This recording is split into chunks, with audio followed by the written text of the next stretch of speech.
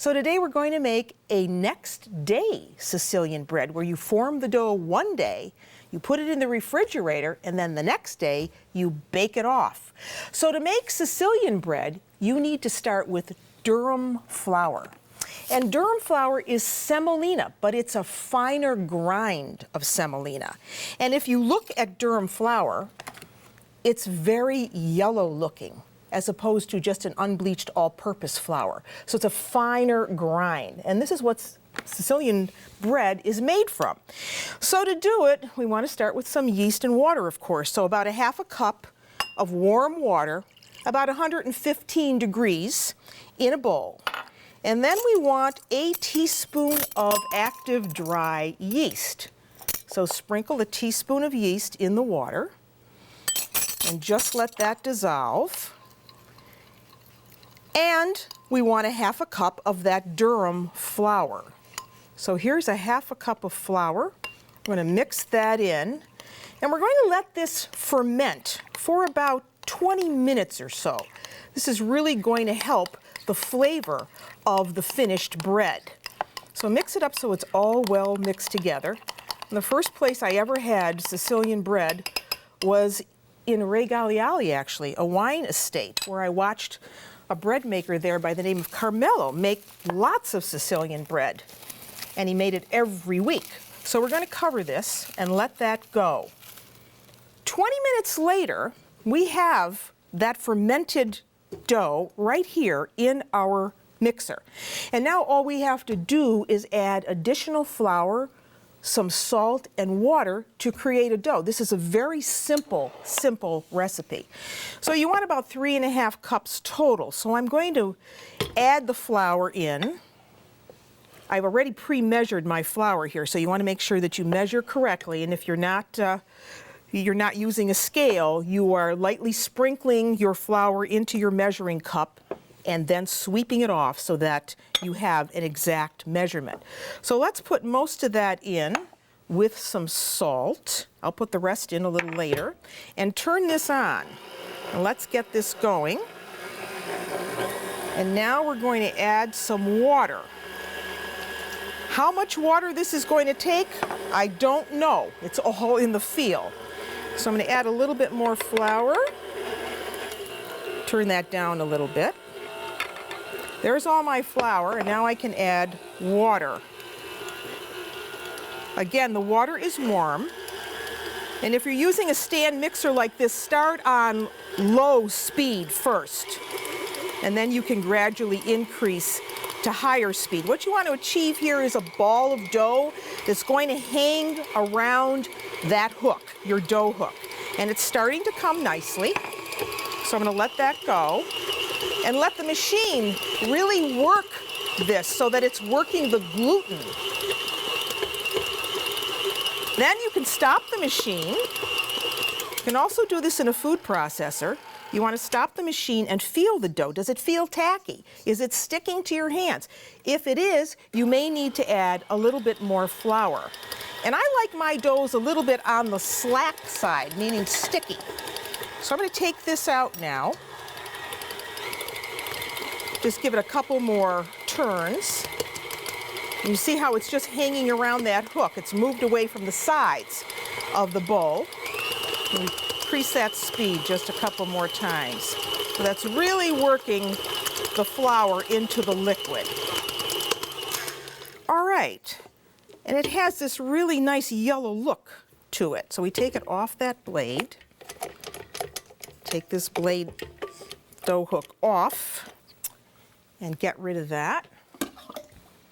And then take our dough out and put it right on our board.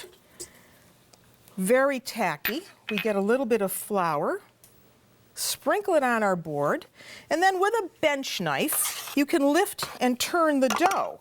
So I'm just going to knead it a couple times with my hands. And that is the exact amount of flour that we wanted because, as you can see, it makes a nice ball and it's not sticking. A little olive oil in the base of your bowl. Just move it around with your hands. Take the dough and just wipe the bowl with it.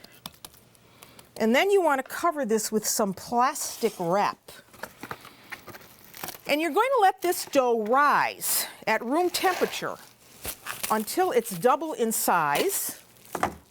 And then you're going to refrigerate it. That's the overnight part. So you make sure you cover it well and put it aside. Looks nice already, doesn't it? So here is one that's already been sitting around rising. That was the first rise. So now what we have to do is punch this down.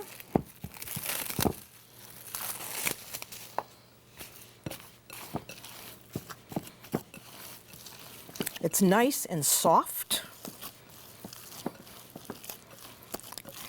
We cover this. We put it in the refrigerator. This is called retarding the dough. What you're doing here is you're allowing that yeast to rise again very, very slowly. Very slowly. And the reason it's rising slowly is because you're putting it in a cold location. If this were just sitting out, of course, it would rise in the heat. But we want it to rise slowly in order to develop the flavor. That's going to give us great flavor. Now here's one that's been in the refrigerator overnight.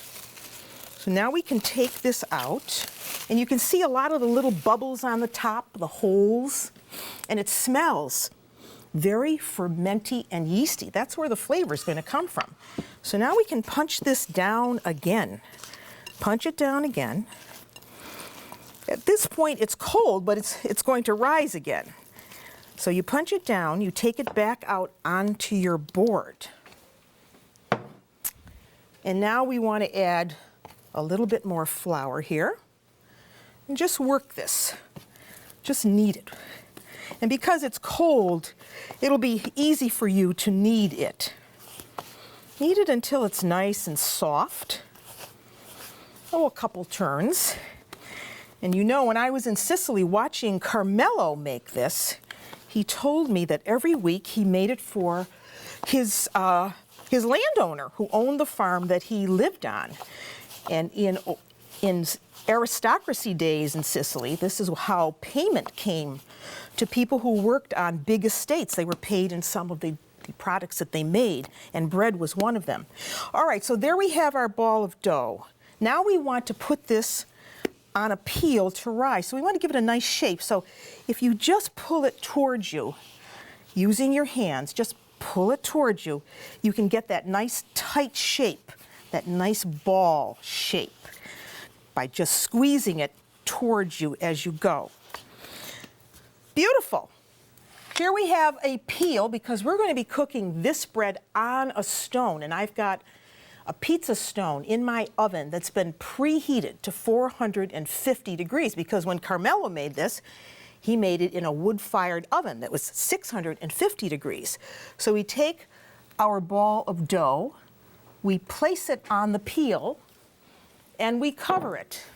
We let this rise until it's doubled in size. When it is, it will look like this. Isn't that beautiful? And then we just want to make a gash right there, maybe an X. In the old days, you would put your initial on the top, and then you would take it to a communal oven and they would bake it for you. So now what we want to do is add a little bit of olive oil to the top. So get a brush and some extra virgin olive oil, brush it all over with the oil. And traditionally, for Sicilian bread, besides using the durum semolina, which we just used to make this loaf, sesame seeds are sprinkled over the top. Looks beautiful, doesn't it?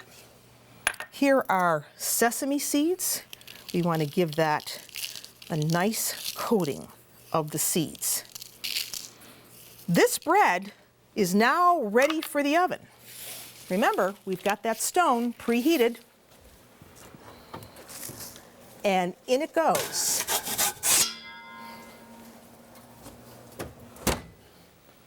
That's all there is to making Sicilian bread.